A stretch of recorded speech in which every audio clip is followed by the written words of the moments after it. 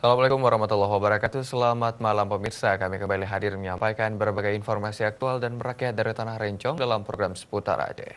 Edisi hari ini 11 Juni 2016 bersama saya Pinka Satria. Inilah Seputar Aceh selengkapnya.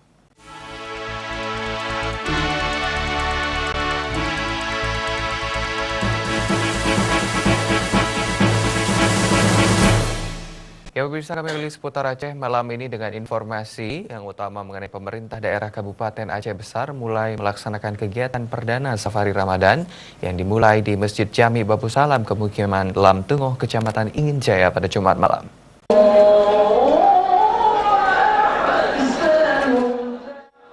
Kegiatan Safari Ramadan ini diawali dengan buka puasa bersama dan dilanjutkan dengan salat tarawih dan witir secara berjamaah.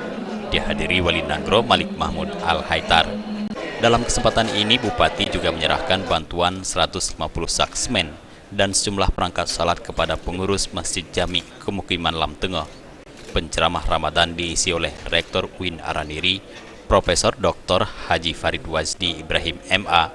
Dalam arahan singkatnya, Bupati Muklis Basah mengajak seluruh kaum muslimin untuk mengisi bulan suci Ramadan 1437 Hijriah dengan berbagai kegiatan keagamaan, seperti puasa di pagi hari, salat sunat, tarawih, dan witir berjamaah, tadarus, serta membantu orang-orang yang membutuhkan bantuan. Bupati juga mengajak semua masyarakat Aceh Besar agar menjadikan Ramadan sebagai wahana meningkatkan kepedulian sosial dan pendidikan Islami kepada generasi muda.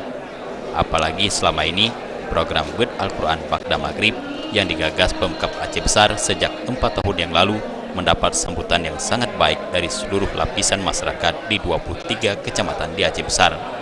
Oleh sebab itu, melalui pembekalan nilai-nilai spiritual kepada masyarakat, terutama generasi muda, diharapkan berbagai sifat menyimpang seperti penyalahgunaan narkoba, minum minuman keras, dan pergaulan bebas muda-mudi dapat dicegah sejak dini.